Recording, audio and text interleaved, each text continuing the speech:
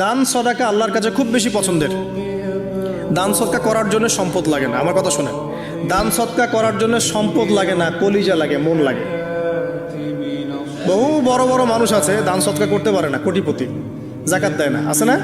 আর বহু গরিব মানুষ ভ্যান চালায়, কৃষিকাজ করে, দেখবেন 100 টাকা দান করে দিল। মন থাকতে হয়, মন, কলিজা বড় থাকতে হয়। তো যাদের কলিজা বড়, মন বড়, তারা দান সদকা করতে পারবে ইনশাআল্লাহ। আর যার মন বড় সেখানেই তো আল্লাহ নূর আসবে। সংক্ষিপ্ত মনে কি, সংকীর্ণ মন আল্লাহ নূর কোত্থেকে আসবে? কথা বুঝতে পারে নাই? তো দান সদকা বাড়ান। আপনি 1 টাকা দান করেন, 5 টাকা দান করেন, হালাল রিজিক থেকে 1 টাকা দান করেন, সেটা আল্লাহর কাছে অনেক বেশি পছন্দের। একটা হাদিসে নবী সাল্লাল্লাহু আলাইহি ওয়াসাল্লাম বলেছেন, হালাল উপার্জন থেকে আল্লাহর বান্দারা যখন একটা খেজুরও দান করে, আল্লাহ পাক সেই একটা খেজুরকে আস্তে আস্তে বড় করতে থাকেন, বড় করতে থাকেন, বড় করতে থাকেন। এটা এক পর্যায়ে পাহাড়ের সমান হয়ে যায়। এবং কিয়ামতের মাঠে মানুষ তার দান এবং সাদাকার যে ছায়া, এই ছায়ার নিচে অবস্থান করবে। আপনার বিপদ হয়েছে, দান সদকা করেন, বিপদ দূর হয়ে যাবে ইনশাআল্লাহ। জটিল কোনো রোগ হয়েছে, কোনো ডাক্তার ট্রিটমেন্ট করতে পারছে না, সদকা করেন, রোগ ভালো হয়ে যেতে পারে ইনশাআল্লাহ।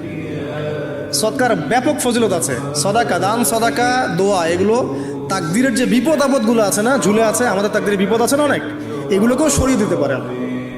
এই শক্তি আছে দোয়া এবং দান সদকার মধ্যে। আল্লাহ পাক আমাদেরকে বেশি বেশি সদাকা করার তৌফিক দান করুন, আমিন।